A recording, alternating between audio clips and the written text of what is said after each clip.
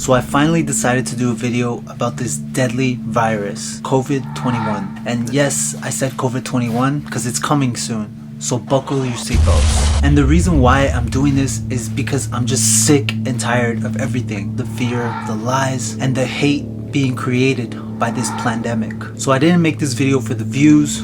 I didn't do it for the clout. I also didn't make this video because my business was affected by it. 2020 was actually my most successful year ever. As a matter of fact, I don't even care if you smash that like button. But what I do care about is to share this message. We need to wake up, people. We are slowly losing our rights and our freedoms. These are not things that were simply just given to us. These are things that our ancestors have fought and died for. They left their families, they went to war, they sacrificed blood, sweat, and tears to allow us to live in the society that we live in today. But all that will be for nothing if we continue to do nothing about it. Let me start off by telling you this. Your government does not care about you. You are not essential to them. According to them, your business is not essential. Your family is not essential. Your religious beliefs are not essential.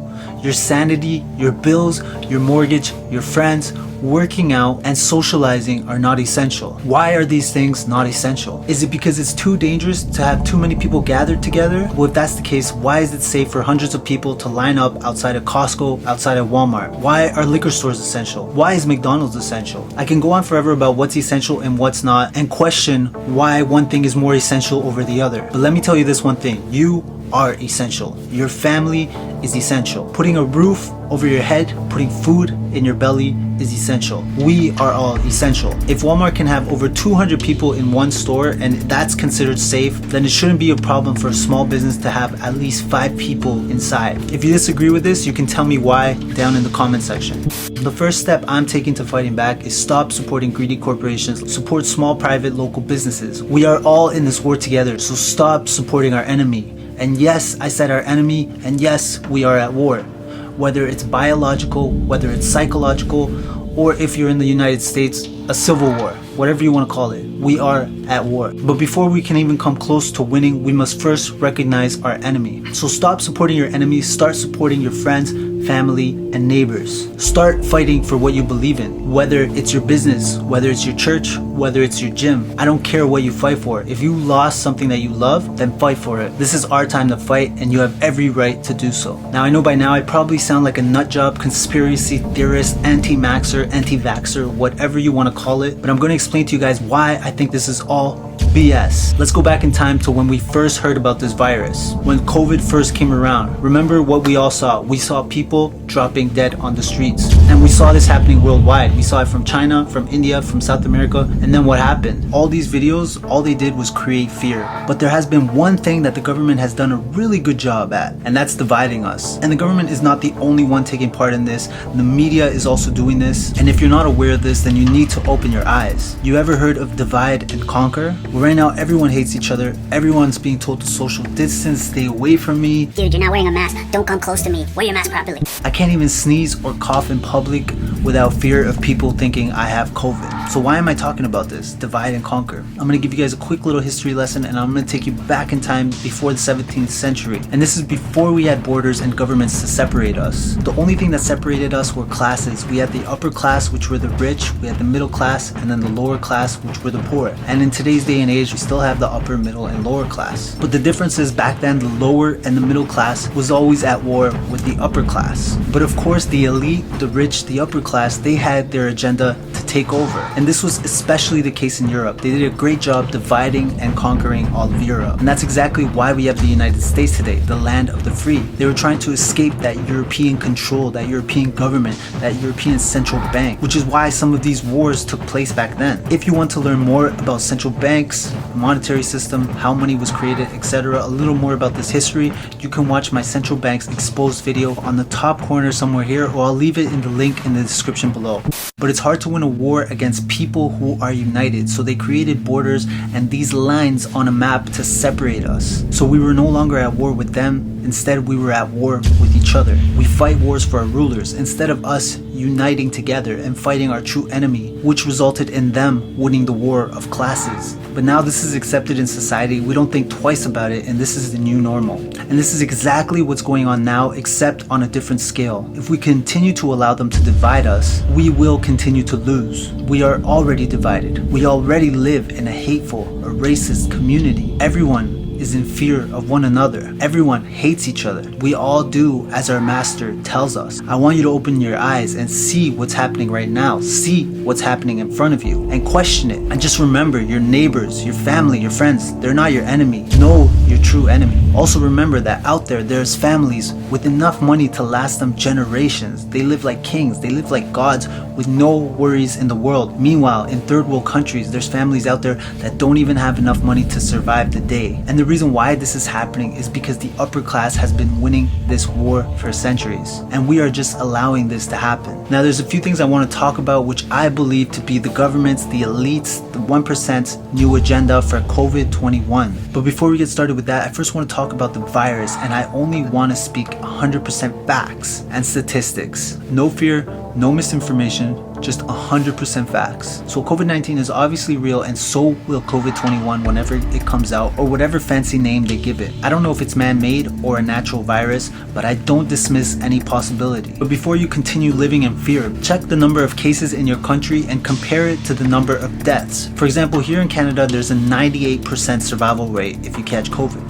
In the States, there's a 98.3% chance of you surviving if you catch COVID, and the percentage goes up if you're young and healthy. 98% survival rate. Does that sound like a deadly virus to you? No. So then what's the point of all this fear? Maybe let's compare COVID to other deadly viruses. First is the Spanish flu. It took place in 1918. 50 million people died. Population was 950 million, which is a 5.26% death rate. That sounds a lot more deadlier than COVID. And experts labeled the Spanish flu as tragic. In 2020, we supposedly had 1.8 million deaths due to COVID. And we're not even going to discuss the possibility that some of these numbers are misleading or inaccurate. So the population is 7.8 billion people, 1.8 million people died, which means you have a 0.02% chance of dying from COVID. Does this sound like a deadly virus to you? Now let's compare this to the seasonal flu, which in 2018 we had 650,000 deaths. The population back then was about 7.5 billion people, which means there was a 0.009% chance of you dying from the seasonal flu. I'm just gonna round it up to 0.01. So we have COVID that's at 0.02,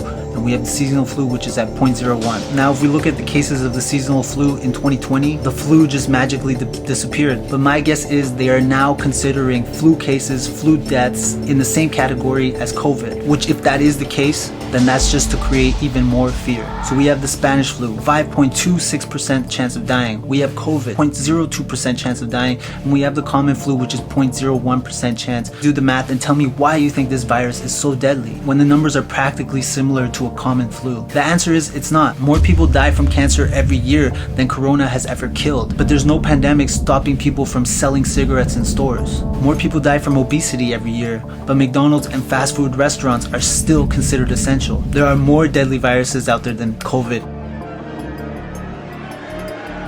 But we're gonna move on to the next step in the agenda, which I will call it the takeover. And it has already started. They are forcing us to shut down all small businesses. So any family-owned business is now considered unsafe to operate. Families are losing everything they worked their entire lives for. Restaurants and businesses that have been a part of a family for generations can no longer operate. How is this a takeover, you may ask? Well, now that all these properties are no longer operating, and if you don't believe me, go downtown or go drive around your city and look how many signs you see for lease or for sale or just simply closed down. And ask yourself, who do you think is going to take over these businesses? There's only a few certain people that can afford to buy all these properties, to buy all these businesses. That's either the government, the elite, the top 1%, or China. So now instead of having all these small local businesses, which we're seeing less and less every year, who do you think is going to be there in their place? I was fortunate enough to not be affected by this pandemic, but my heart truly breaks for all these people. So when I need to eat or buy anything,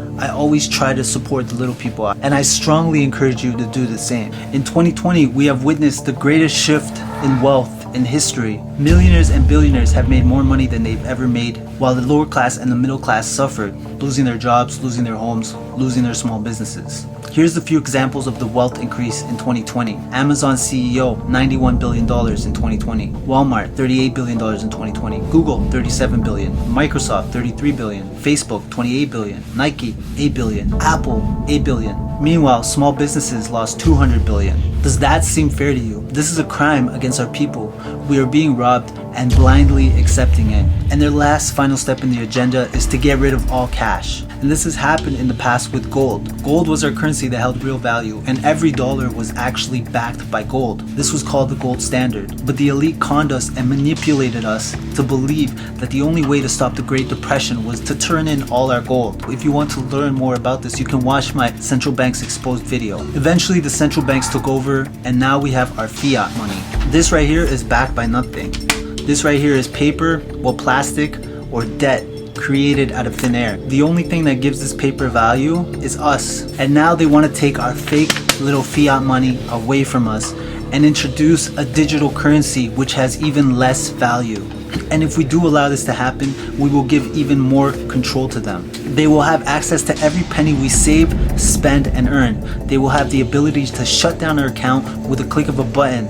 No more piggy banks, no more working side jobs, no more cash. How will you be able to buy something if the computer says no to your digital currency? Now, I have nothing against crypto or Bitcoin, but that's because the central banks don't control or they don't manipulate that currency. No one out there can just print unlimited Bitcoins. But that's a whole different subject. The way I'm fighting back is if a store doesn't accept cash, I simply will never purchase from them again. They will lose my business. I don't need no one monitoring my every move, my every spending, every penny that I make. This is a violation of our privacy and our rights. The gold standard was already taken away from us. Please don't take away our fake fiat money.